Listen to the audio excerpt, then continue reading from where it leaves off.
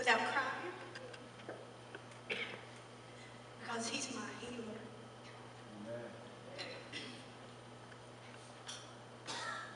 He's my restorer. He's my protector. For those of you who don't know, because I consider East Chat part of my family, for those of you who weren't here when we were attending church here, in this past January, wasn't feeling so well. Put it off. Wouldn't go to the doctor. Finally couldn't put it off anymore. Went to the doctor and found out that I was having some issues. And you go in for a checkup and you think you're going to get a couple shots, maybe a pill, something, hey, fix this. Couldn't do that. The doctor said, I want to do surgery tomorrow. I wasn't expecting that. I said, are you crazy? I've got 5 kids. There ain't no way. He said, I'll wait a week. I won't wait any longer.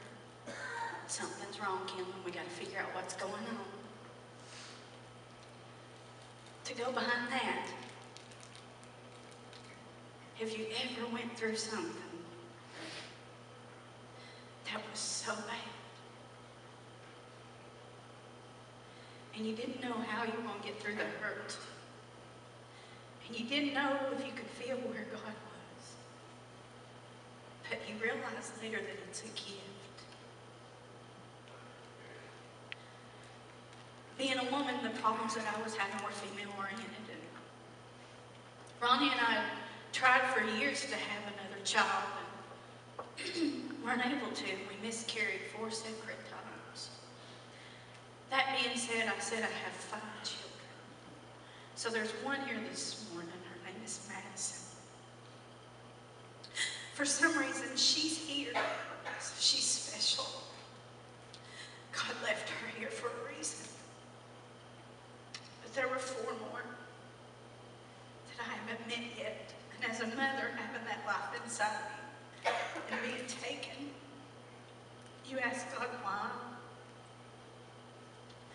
But upstairs in children's church this morning, I can tell you why. John, no, Lexi, and Nevaeh. Through those 4 other children being taken, God had 4 gifts for me in North Carolina. There were family members that we never met. They called and said they needed a home. Now I know why. Do you understand? It's a gift. Sometimes God trusts us with things that we don't understand, that He blesses us with later. So getting back to the story, went in, prepared to do a 2-hour surgery, just a regular old surgery, and it ended up being almost 5 hours. There was more wrong than what they thought. They found a mass. Ended up was going to be another surgery, and the doctor said, I'll see you this week. I need you to come visit me in the office. Let's just check up and see what's going on. So you don't really think and you don't really worry about anything because the doctor said it's okay, and you have faith and you're like, okay, Lord, I trust you. We're going to be all right. Ronnie didn't even go to the appointment with me because I didn't think that there would be anything that needed to, be discussed. I was still having issues, so my best friend, Devonna, sweet Devonna, drove me to the doctor. And we get in the office and Dr. White looks at me and all he can say is, Kim, I'm so sorry. We found cancer, and it's a rare cancer. We don't even know enough about it, really, how to treat it. Don't know as far as treatment options, what we're going to have to do. This is going to be the hardest year of your life. And can I tell you, when he said that to me, that something welled up inside of me and almost laughed in his face, because something said, he don't know me like you know me. He don't have what you have. And this is going to be a good year. And I'm going to show you things that you've never seen from me before. wish I could look at him like that every day. So we walked outside. And me and my sweet Nirvana got in the car. Because she's my angel. She was born just for my family. Do y'all have somebody like that? She was born just for me. She grabbed my hand. She lifted it up, we raised our hands, and all I did was say, Lord, I thank you. Because that's all I know how to do. That's all I've ever been taught to do, so Lord, I'm going to trust you. Thank you for trusting me with this gift. Because I know you didn't give me those 4 babies for me to be taken away from them.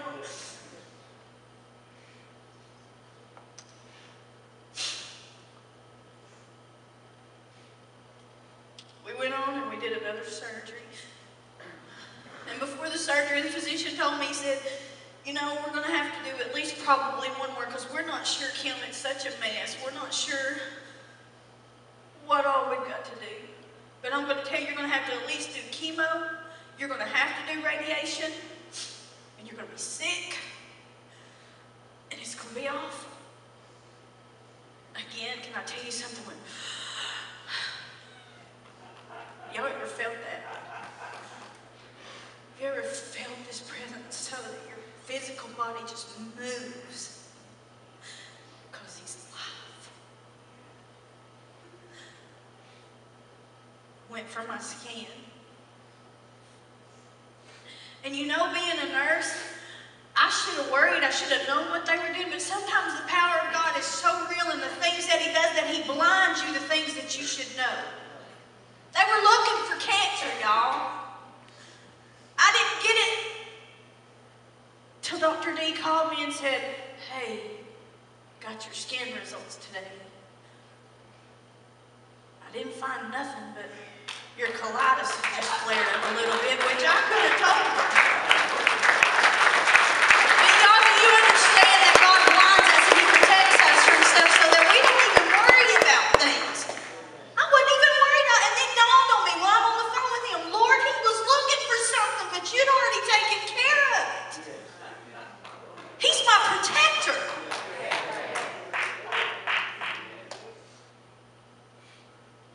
Can I tell you how sweet the people of this church are?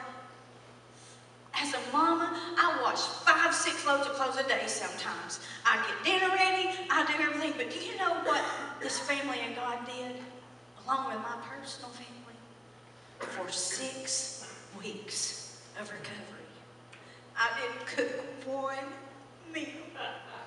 There was food brought to my house. That's how we're supposed to be, church. We're supposed to be a family. We're supposed to lift each other up. Thank you, family. If I could tell you anything this morning, he's my healer. He's my restorer. Y'all, do you realize the devil tried to kill me this year? But he can't put his hand on me unless the Lord allows him to. Some of y'all get that later. For there's more with me than there are with them. Sometimes God lets us go through things so we can find him. There's a verse, it's my very favorite verse in the Bible. And I didn't even know there were redneck words in the Bible. Did y'all know that? And it's King James. Romans 8. Everybody knows Romans 8. But Romans 8:18, sometimes we forget that one. For I reckon. King James. For I reckon that the sufferings of this present time are not worthy to be